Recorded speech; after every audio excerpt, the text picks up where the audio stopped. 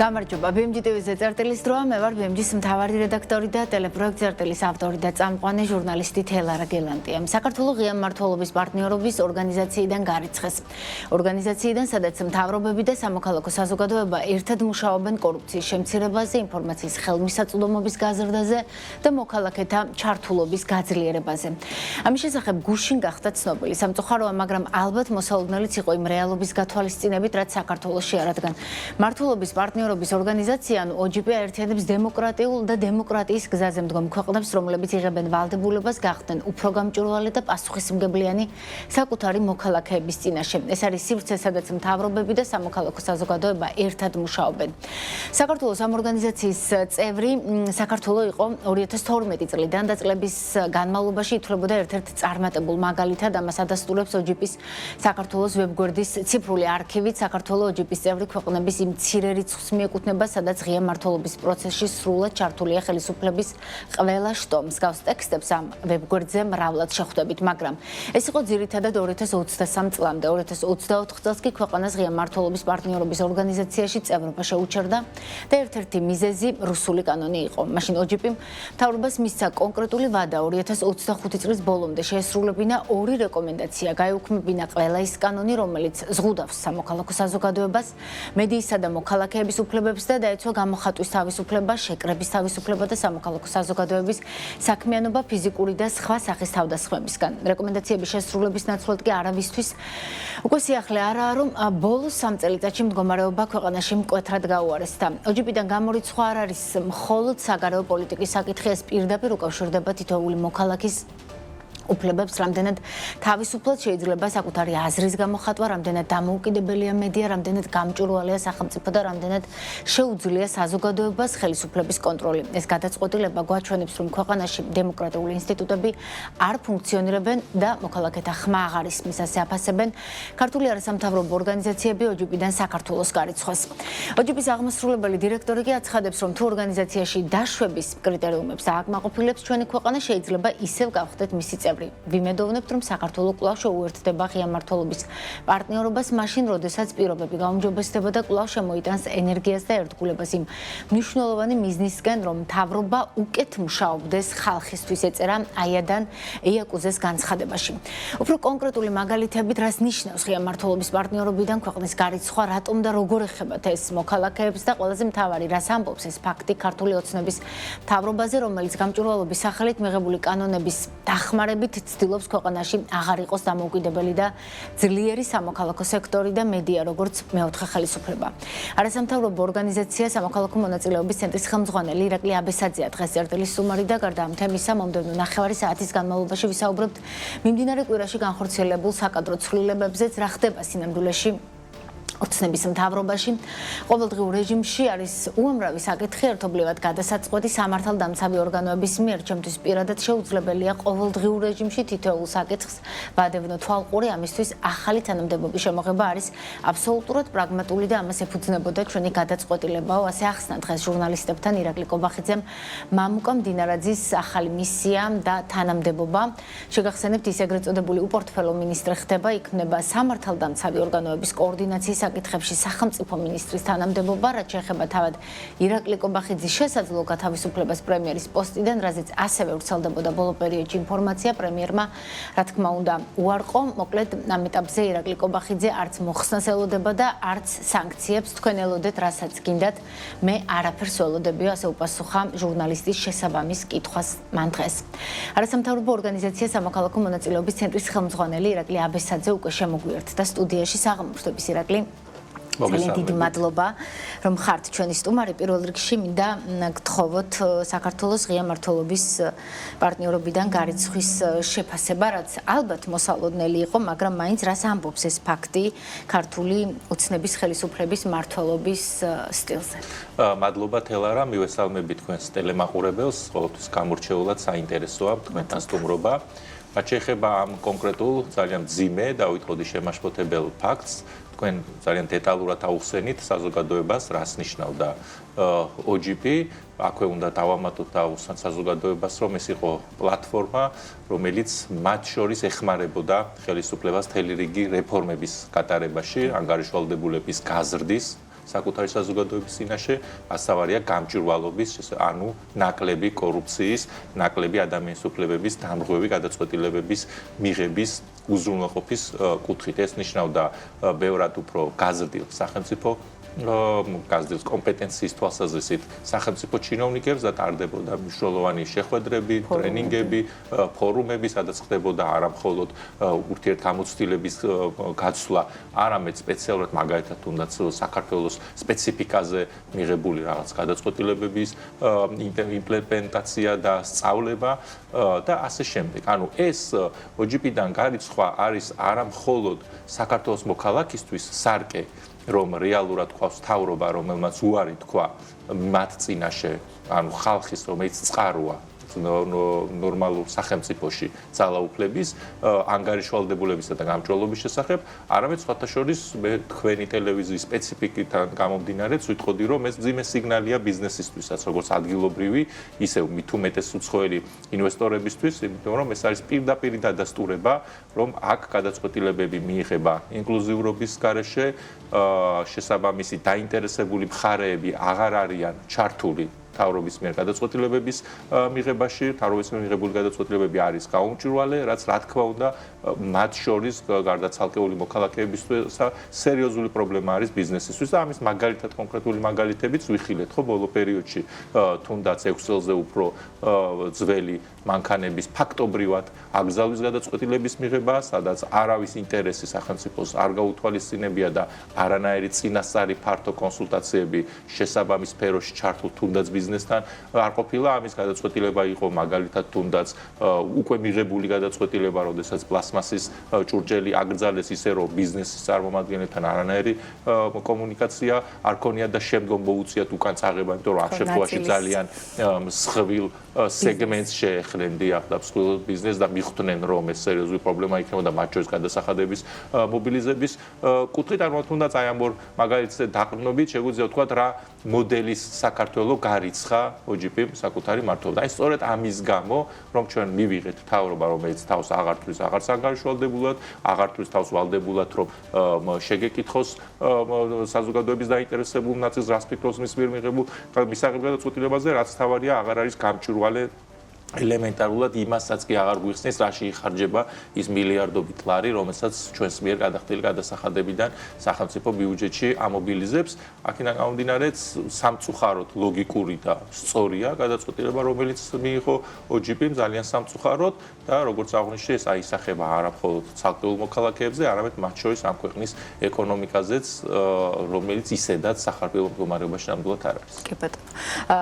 მოქალაქეებისთვის კიდევ ერთხელ მინდა განმარტოთ, რატომღაც ბოლო 3 წლის განმავლობაში იმდენი კანონი იქნა მიღებული, დაწყებული შევიწროებით სამოქალაქო სექტორის დამთავრებული მედიით, რომელიც უნდა იყოს წესით ნორმალურ ქვეყანაში, ერთგვარი მაკონტროლებელი დამატებითი თვალი ხელისუფლების.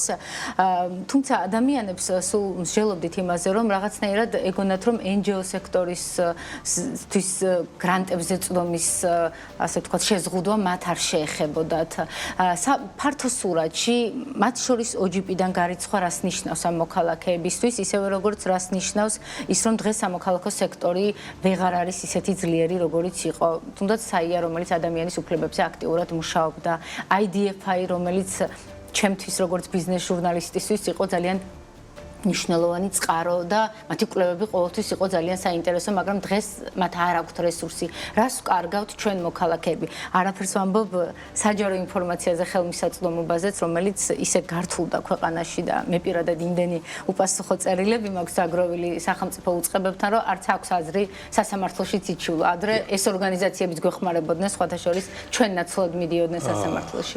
მოქალაქემ რა დაკარგა? დამოუკიდებელი მედიის და არასამთავრობო სექტორის ფაქტობრივად განადგურებით, ყოველ შემთხვევაში ხელისუფლების მხრიდან აშკარა მცდელობით რომ გაანადგუროს, იმიტომ რომ არა მხოლოდ ფინანსური წყაროები შეგეზღუდათ, არამედ შინაარსობრივი რეგულირებაც შემოიღო ეგრეთ წოდებულმა ხელისუფლებამ მედიებთან მიმართებით, რა თქმა უნდა, თითოეული მოქალაქე ხდება ნაკლებად დაცული იმ სასტიკი რეჟიმის წინააღმდეგ, რომელიც თავად კობახიძემ შესანიშნავად აღწერა, როდესაც თქვა, რომ ნულოვანი თანაგრძნობა აქვს, ამ შემთხვევაში პროტესტში ჩართული მოქალაქეების მხრიდან, მაგრამ სამწუხაროდ ჩვენ ნულოვანი თანაგრძნობა ვიხილეთ მაგალითად მათ შორის პატარა ბავშვების მიმართ, რომლებიც თავად ითხოვენ წამალს. ნულოვანი თანაგრძნობა ვითხოვეთ ბუნებრივი სტიქიებისგან დაზიანებული და დაზარალებული ადამიანების მიმართ და ყველა იმ სეგმენტის მიმართ, სადაც პოლიტიკური დივიდენდის ან საკუთარი კორუფციის წყაროს ქართული ოცნება ვერ ხედავს.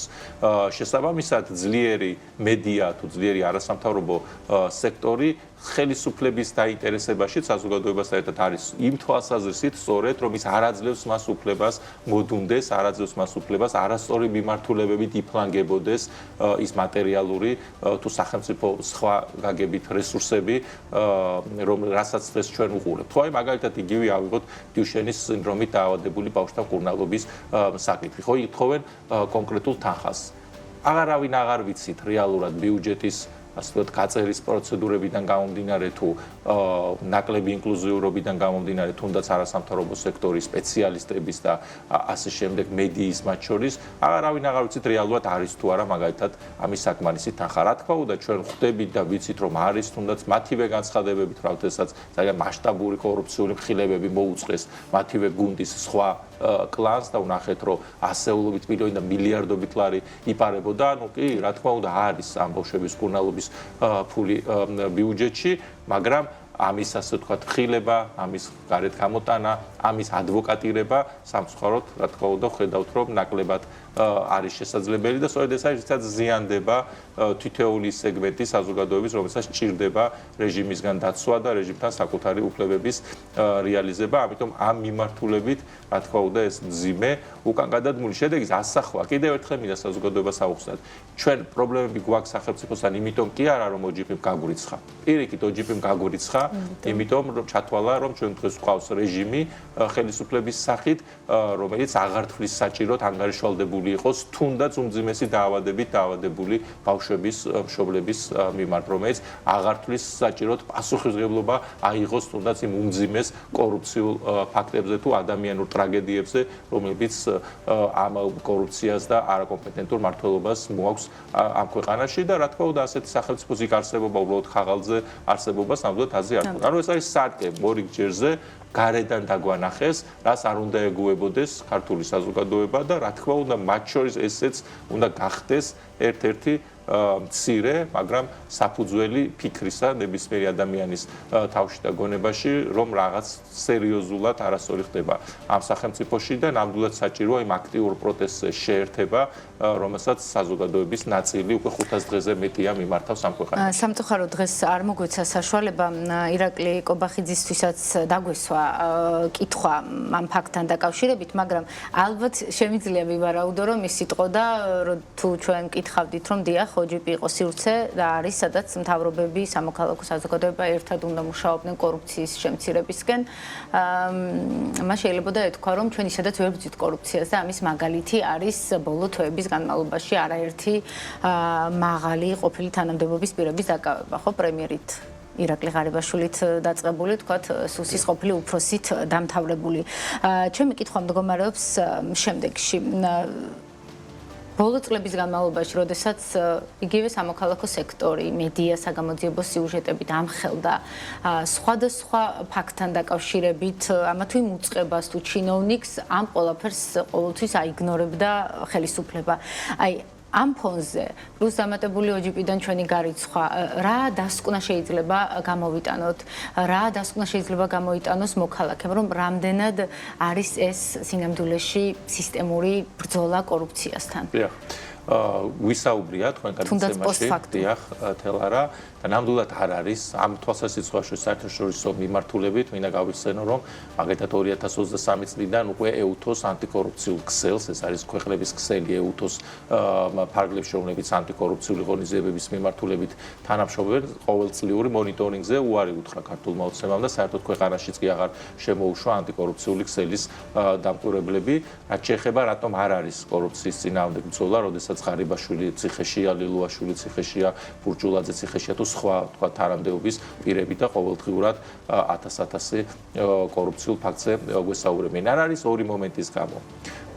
პირველი ეს არის ის, რომ თავად ამ ადამიანების კორუფციაში მხილებაც არ ხდება სრული მასშტაბით და სრულყოფილად და ამის იდეალური ილუსტრირება არის ღარიბაშვილის შემთხვევა, როდესაც ცდილობენ დაგვარწმუნონ, რომ ღარიბაშვილმა მხოლოდ 7 მილიონი დოლარი იშოვა უკანონო სამეწარმეო საქმიანობით და 7 მილიონი დოლარი ედო სახლში და რაც ამოიღეს, მხოლოდ ეს არის მის მიერ მიღებული უკანონო შემოსავლები, თუმცა იმის პარალელურად მაგალითად ყველაზე გახმაურების შემთხვევაზე დღემდე არ მეგვიღია პასუხი სახელმწიფო თვითმფრინავად, ანუ სახელმწიფო შესაძლებლობები თანამდებობრივი დანაშაული მაგალითად ჩადენილი აქვს თუ არა, ხო, კორუფციას რომ თავი დავანებოთ, საკუთარი თანამდებობის შესაძლებლობა გამოიყენა თუ არა სახელმწიფო ბორტით ოჯახთან ერთად სამოგზაურო. მეორე, რა თქმა უნდა, ეს არის ის, რომ ხდება მხილება და ასე ვთქვათ ოფიციალური ბრალდების აყენება მხოლოდ და მხოლოდ იმ ადამიანებზე, ვინც კავბახიძის კლანი არ არის და ვინც დღეს მოქმედი მაღალი თანამდებობის პირები არ არიან. ამის შესანიშნავი უკვე საილუსტრაციო მაგალითი არის კალაძის შემთხვევა, ხო? ჩვენ ვნახეთ მრავალ ასეულ მილიონიანი და ვიტყოდი მილიარდიანი კორუფციული შემთხვევებიც თავად უკვე ქართული ოცნების სუსის მიერ დადასტურებული, მაგრამ ყველაზე ამორალური, ვიტყოდი და ერთ-ერთი ყველაზე მძიმე შთაბეჭდილების მომხდენი კორუფციული შემთხვევა იყო მაგალითად, რომელიც აღმოაჩინეს კალაძის მერიაში, როდესაც თქვეს, რომ ყველაზე გაჭირვებულ სოციალურად დაუცველ მოხუცებს, ბავშვებს თუნდაც ჩვენი ასაკის ადამიანებს პირიდან ლუკმას აცლიდნენ და 3.5 მილიონი ლარი 2 წლის განმავლობაში მოიპარეს. ისედაც კაპიკები არის ბოდიში ამ გამოთქმისთვის ამ უფასო სოციალური სასადილოების ბიუჯეტი და ამაში 3.5 მილიონს მოიპარა, ხვდებით რა ასე ვთქვათ მართლა ღირსების შემლახავი საკვები ხვდებოდათ ამ გაჭირვებულ ადამიანებს უფასო სასადილოში. მაგრამ ეხლა ნახეთ, ერთი სხვი ვიღაცამ შეიძლება თქვას, რომ რა გინდა, ხო გამოავლინეს. მაგრამ გამოვლენა საკმარისი არ არის, იმიტომ რომ კალაძე, რომელსაც დღეს ივანიშვილის კარზე ძლიერი პოლიტიკური ასე ვთქვათ პოზიციები გააჩნია, პირდაპირ გაგვიცხადა, რომ არათუ ის პირადად არიღებს პასუხისმგებლობას გარდა იმ რაღაც სულელური და ამორალური განცხადებისა, რომ შულზეც კი არ შეუძლია პასუხისმგებლობა. არამედ უბრალოდ გამგებლის მოადგილის დონეზეც კი არავის თანამდებობრივი პასუხისმგებლობის საკითხიც კი არ დადგა. და მაშინ რა სიგნალია ეს? და რა სიგნალია ერთის მხრივ სახელმწიფო ბიუროკრატიისთვის, ანუ თუ შეხარ კალაძის ფთისქვეშ, თუ შეხარ კობახიძის ფთისქვეშ, შეიძლება მოიპარო, შეიძლება შენი ის კონტრაქტორი ბიზნეს კომპანია დაიჭირონ, მიუსაჯონ კიდეც, მაგრამ შენ იმიტომ რომ გაქვს პოლიტიკური ფარი, შენი პასუხისმგებლობის საკითხი არ დადება. როგორ შეიძლება 3.5 მილიონი ლარი მოგპარონ და პასუხისმგებლობა არ აიღო თანამდებობრივიც კი მან, ვისაც ამის კონტროლი გევალებოდა. და მეორე მხრივ, რა თქმა უნდა, ეს არის სიგნალი და პირდაპირ ასე ვთქვათ სათქმელი საზოგადოებისთვის, რომ არა ეს არანაირი კორუფციასთან ბრძოლა არ არის. ჩვენ რა თქმა უნდა იქ ვიღაცას აქვე დავიჭერთ, იქ შეიძლება ბიზნეს სუბიექტთა რაღაც სხვა ტიპის გარჩევა მოვიდათ და ამაში ამხილეს, მაგრამ არ შევეხებით კიდევ არა თუ კალაძეს, მისი გამგებლის მოადგილეს, ან თუნდაც განყოფილების უფროს, რომელიც პირდაპირ სამსახურებრივი მოვალეობა იყო, რომ ეს 3.5 მილიონი არ გაპლანგულიყო და სულ ორი ვარიანტი გვაქვს, ხო? ან არის იმდონეზე უვიცი რომ ვერ გააკონტროლა და ცხრწინ მოპარეს 3.5 მილიონი, ან შეკრულია და აქედან იღებს შემოსავალს, რომელიც უნდა იყოს მინიმუმ თანამდებობრივი პასუხისმგებლობის საკითხი ხო არის. ამიტომ ეს არის კალაძის შემთხვევა, ეს არის პირველი ხო მის სისტემაში კორუფციის ხილება არის იდეალური სამწუხარო მაგალითი იმის, რომ არანაირი კორუფციასთან ბრძოლა ახლა არ მიმდინარეობს. რამდენიმე კვირის წინ ეკონომისტი ზაზა ბროლაძე იყო წერტილის სტუმარი და ასეთი ფრაზა თქვა ალბათ რომ არ მიმდინარეობს სინამდვილეში კორუფციასთან ბრძოლა, კარგად აღწერს, რომ კოლექტიური ბიძინა ივანიშვილი არის ისევ დღეს ხელისუფლებაში, ამიტომ მთავარი წყარო არის სწორედ ეს კოლექტიური ბიძინა ივანიშვილები, ამიტომ რთულია დაიჯერო წყარო ამ კორუფციის საქართველოში არის, რა თქმა უნდა, ის, ვინც შექმნა და ჩამოაყალიბა რეჟიმი, ეს არის ივანიშვილი, მე მithქვავს თქვენს ეთერშიც, რომ კორუფცია საქართველოში არის პოლიტიკური პრობლემა. ნაკლებ კრიმინალური, ნაკლებ ვიდრე კრიმინალური, იმიტომ რომ კრიმინალურად და ასე სამართალდამცავი სისტემით შეიძლება კორუფცია აღმოფხვრა იქ, სადაც ის მართლა ერთეული შემთხვევებია, მაგრამ იქ, სადაც ეს პოლიტიკურად ნებადართულია, უფრო მეტიც ვერ ემუშავებს სახელმწიფო სამსახურში და კორუფციაში ჩართული, ახლა ეს უკვე არის პოლიტიკური პრობლემა და ის რომ კორუფცია არის პოლიტიკური პრობლემა საქართველოში კიდევ ერთხელ ვბრუნდებით ზუსტად აი ამის შესანიშნავი მაგალითია კალაძის შემთხვევა, როდესაც მან საჭიროდ არ ჩათვალა თუნდაც თავისი ძალიან ქვედა თუნდაც თავარი სპეციალისტის თანამდებობიდან გათავისუფლება და რატომ ხო შეკითხვა ისმის კალაძე ვიღაცას გადაეფარა და ვიღაცის გამო იღებს ამ ტალახს იმ საზოგადოების მხრიდან ვინც გათვითცნობიერებულია და სწორად ესმის მოვლენები არა იმიტომ რომ იმ ადამიანებს შეუძლიათ დაიწყონ ხილება მათ შორის კალაძისას იმიტომ რომ ყველამ კარგად იცის რომ სისტემაში ფული არ გროვდება მარტო იქ ქვედა დონეზე თავარი სპეციალისტის თუ ვიღაც განყოფილების უფროსის დონეზე შემდგომ ეს მიდის ზემოთ მიდის კალაძემდე ამის გამოძიება იქნება და ამის მტკიცებულებებსაც ჩვენ ვნახავთ მიდის თუ არა ეს კალაძემდე მაგრამ მისი მოქმედება რომ პასუხისმგებლობის საკითხი ვერ დააყენოს თუნდაც რიგითი თანამშრომლის რომელიც პირდაპირ სამსახურებრივ მოვალეობა იყო რომ ეკონტროლებინა საკვების ხარისხი და ფულის ხარჯვა ამ საკითხში პირდაპირ მიმანიშნებს მაგალითად მე რომ მასაც რა თქმა უნდა გარკვეული წოდები ამძიმებს და სწორედ ამიტომ ვერ ახერხებს ეფექტიან ობიექტურ რეაგირებას მართლა გულწრფელად კორუფციას ებრძვის თუ არა ირაკლი კობახიძე თავისი გუნდით ერთი რამ მაინც ფაქტია რომ აი ამ დაჭერებით ამხილეს საკუთარი თავი კი არა თუ არა მინიმუმ საზოგადოებას ვინც აქამდე საუბრობდა თავად უთხრეს რომ დიახ ოცნებაში თურმე რაღაცა აბსოლუტურად გეთანხმებით როგორც აღნიშნე როგორც მაღალ ისე და თანხის რაოდენობას თუ თავი დავანებოთ ნახეთ თქვენს რო პარავდით ფულს ჯარისკაცებს და პოლიციელებს კვებაში თქვენს რო პარავდით ფულს საბავშვო ბაღებში ბავშვებს თქვენს რო აგერ პარავდით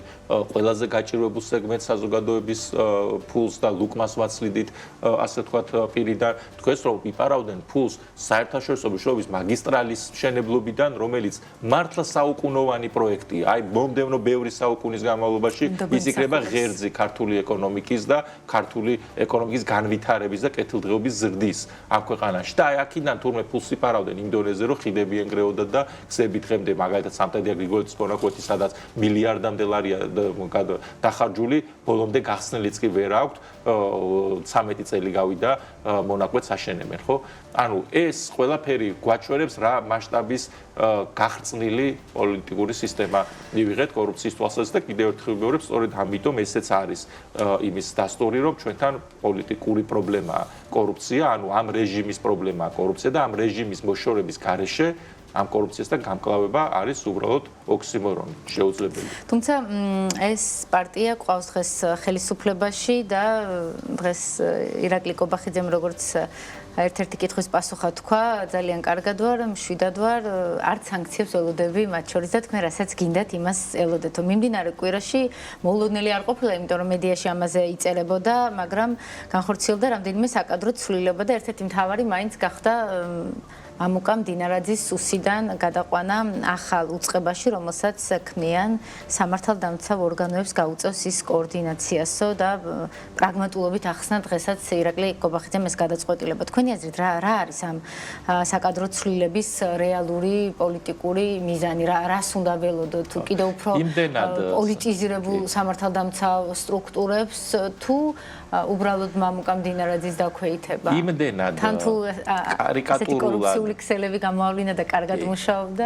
იმდენად კარიკატურულად აქცია ივანიშვილმა ყველა პოსტი და მასზე განთავსებული ადამიანები, რომლებიც აბსოლუტურად არ შეესაბამებიან იმ თანამდებობებს, სადაც იმყოფებიან, რომ სერიოზული კომენტირება ყოველთვის ჭირს ხოლმე მსგავს გადაწყვეტილებებზე. რა თქმა უნდა, გადაწყვეტილებების მთავარი წყარო ყოველთვის არის ივანიშვილი და რაღაცა პირადი, რაღაცა დეტალისარმოწონებიდან დაწყებული, რაღაც მნიშვნელოვანი დავალების ვერ შესრულებით დამთავრებული, თუნდაც ის რომ ივანიშვილისთვის დასავლეთთან დაელაგებინა ურთიერთობები, ან რა ვიცი ვერსია უცელდებოდა რაღაც საყოფაცხოვრებო პრობლემები შეექმნა მის ვაჟიშვილ ბერასთან, ყველა თანაბრად შეიძლება იყოს მართალი იმდენად მახინჯი კარიკატურული რეჟიმი მივიღეთ ამ ქვეყანაში, ამიტომ რა თქმა უნდა ამის მარჩელობას მე ვერ დავიწყებ. რაც შემიძლია ირაკლი კობახიძეს არ მოუხსნია მამუკა მდინარაძე და არც დაუწინაურებია თუ ასე და არც ის წოდებები ასე ვთქვათ მიუნიჭებია დაჩქარებულად, ხო, უბრალოდ ეს წოდებები შეიძლება მიანიჭა და მეგობრულად, მაგრამ არა დამსახურებისამებრ. რა თქმა უნდა ეს არის კობახიძის და არც მდინარაძის ნებაყოფლობით მიღებული გადაწყვეტილება, ეს როგორც აღნიშნე უკავშირდებოდა რომელიღაცა ჩამოთვლილ მიზეზებს ან კიდე სხვას, რა თქმა უნდა ეს დიდწილად უნდა უკავშირდებოდეს და უკავშირდება ივანიშვილს, მაგრამ აქვე უნდა დავამატოთ, რომ ამით არც არაფერი არ იცვლება. ხო, საზოგადოებისთვის, იმიტომ რომ ამ რეჟიმის პირობებში ჩვენ ვნახეთ ბევრი გადაადგილება ჩვენ ვნახეთ ბევრი კადრი, რომელიც ვიღაცა შეიძლება ჯობდა, მაგრამ ჩვენ ვნახეთ, რომ ყველა ეს კადრი რეჟიმმა გარყნა და ბოლომდე გამოიყენა საკუთარი თავისთვის უკანონო გამდიდრებისთვის და არა იმისთვის, რომ საზოგადოების კეთილდღეობისთვის, საზოგადოებრივი პრობლემების მოგვარებისთვის ეზრუნათ. ამიტომ არანაირი საკადრო გადაადგილება, რომელიც რეჟიმის შიგნით მიიღება, ვერანაირად, როგორც აღნიშნე, ვერ გააკეთილშობილებს ივანიშვილის მიერ ჩამოყალიბებულ მახინჯ სისტემას. ამიტომ ისევ გავიმეორებ, რომ რა თქმა უნდა გამოსავალი არის ერთადერთი მთლიანად ივანიშვილის მმართველობის დემონტაჟი და შეცვლა. რომ შევაჯამოთ ჩვენი ინტერვიუ, რითაც დავიწყეთ ღია მმართველობის პარტნიორობიდან საქართველოს გარიცხვა ერთი მხრივ და მეორე მხრივ ძალოვნების კონტროლის თუ კოორდინაციისთვის ახალი რგოლის შექმნა. სად მიჰყავს ამ პროცესებს ქვეყანა და არის თუ არა ეს კიდევ ერთი ნიშანი, მაგალითი იმისა, რომ საქართველოში თანდათან კიდევ უფრო ასე ვთქვათ, ფესს იდგამს ავტორიტარიზმი. და კიდევ უფრო როდესაც დემოკრატიული ინსტიტუტები ვიწროვდება ადგილი ადამიანებისთვის, ვისაც სურთ ნორმალური განვითარება. ამ ქვეყნისთვის დიახ, მიყავს მეტი ჩაკეტილობისკენ, ასიშავს მეტ სიბნელეს, პირდაპირი და გადატანითი მნიშვნელობითაც, იმიტომ რომ ამ ტიპის განვითარება ქვეყნის ასე ანგარიშვალდებულობაზე, გამჭვირვალობაზე უარის თქმა მხოლოდ საკუთარი ახირებების შესაბამისად სახელმწიფო რესურსების და სახელმწიფო შესაძლებლობების გამოყენება ამ ქვეყანას მიიყვანს არა მხოლოდ პოლიტიკურ კრახამდე და დემოკრატიის ჩამოსვლამდე, არამედ მძიმე ეკონომიკურ პრობლემებამდე და მათ შორის ეკონომიკის კოლაფსამდეც. ეს არის ის ძალიან მძიმე პერსპექტივა, რომელიც არ არის სამწუხაროდ უტრირებული და რომელიც არ არის შორს. თუ ამ ტემპებით გააგრძელებს ივანიშვილის რეჟიმი ასე ვთქვათ ქვეყნის გამოხურას და თუ ამ რეჟიმით გაგრძელდება ქვეყანაში დემოკრატიის და დემოკრატიული ინსტიტუტების ეროზია, ჩამოშლა და განადგურება, რა თქმა უნდა ძალიან სწრაფად მივიღებთ უმძიმე შედეგებს, იმიტომ რომ ამ ქვეყნის ერთადერთი კაპიტალი, რაც კი შეიძლება ჩვენ გავყიდოთ, რაშიც შეიძლება რომ ბიზნესი დავაინტერესოთ, იყოს სწორედ დემოკრატია, ღია მმართველობა, გამჭვირვალე სახელმწიფო ინსტიტუტები, პროგნოზირებადი გადაწყვეტილებები ეკონომიკურ სფეროში თუ სხვა მიმართულებით, გამართული ინფრასტრუქტურა, რომელიც კორუფციის გამო, როგორც აღნიშნე, წლობით ველოდებით და კონკრეტული ჩინოვნიკების გამდიდრებას ეწირება და აი ამ ყველაფერზე ივანიშვილი მიზანმიმართულად ამბობს უარს.